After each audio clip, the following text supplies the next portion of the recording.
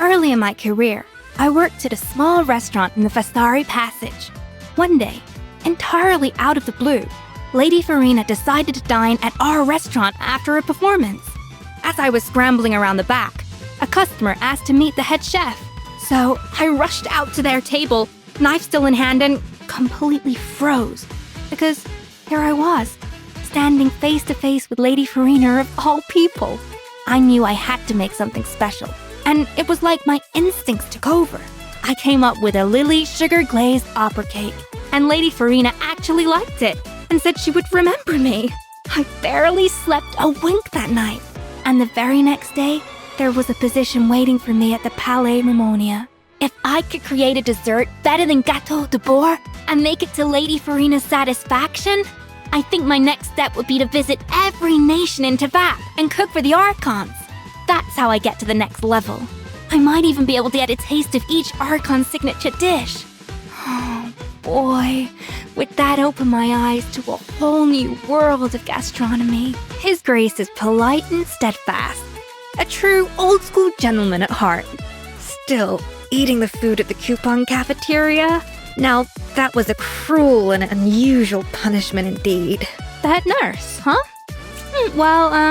She's a lovely person, and of course, it's just, her sense of taste is, in a word, unique, which I completely understand and respect. I've tried my best to explore flavor through her perspective, but my biggest takeaway was that she could star in an assassin film. Seriously, try her milkshake sometime. Absolutely deadly. My parents took me to the Hôtel de Bourg for the first time on my 5th birthday. I remember I found this hat on the ground. It was beautiful and carried the intense, warm aroma of roses. Following that scent, I was able to find the owner and, well, that scent is Navia to a T. So warm and sweet, and after all these years, not a thing has changed. I invite her over for afternoon tea whenever I have the chance. Every second we spend together is pure delight. Except for the fact that she's still the sweeter the dessert, the better kind of person. But, oh well, you have to pick your battles. And anyway, taste is personal, I guess. I've only ever seen her from a distance, and one time at that. But I will never forget it. For a while, I cooked as if she was gonna taste every dish. I mean, imagine the consequences of disappointing someone like that. Talk about motivation. It was a great scare tactic for my apprentices as well. All it took was a, "You think you can serve this to Miss Arlecchino and live to tell the tale?" It's weird though, Navia seems to think she's not as terrifying as she looks. But I don't know. As a professional reporter with impeccable writing skills, Charlotte has a lot of clout in the culinary world. Her flavor descriptions are so detailed and her photography skills are unmatched. She can whip up a food editorial in the blink of an eye.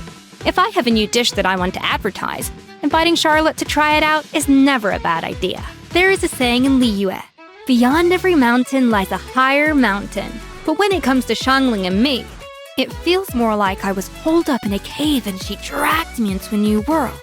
She uses techniques I've never heard of and chooses ingredients I could never anticipate. Her dishes seem to redefine what I thought was possible. You can't even analyze them within the framework of classical Fontanian cooking. Meeting her has convinced me that staying cooped up in my kitchen isn't the answer. I need to go out and explore what other nations have to offer. You might not know this, but Lynette is actually a member of our dessert tea party. She and her brother were frequent performers at Hôtel de Bourg, so we saw each other quite a bit. In the beginning, she seemed distant and cold, but once I worked up the courage to invite her to the tea party, I realized that her emotions are as rich and varied as a plate of rainbow macarons. When she likes a particular dessert, her ears flutter back and forth. And if she doesn't like it, her tail droops down. Wait, don't tell me my tail does that too. Did you know that food-inspired scent formulation is a popular field in perfumery? Miss Emilie has helped me learn a lot about extracting fragrances and aromas.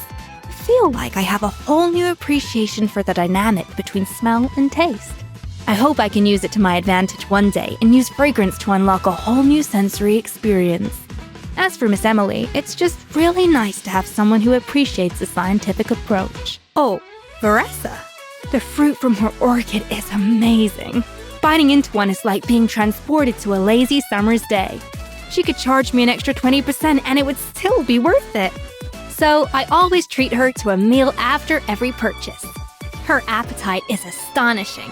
It may look like she scarfs it all down in one bite, but if you actually talk to her about the food, it's obvious she appreciates the subtle details. In other words, she has the appetite and palate to back it up. I love serving food to people like that.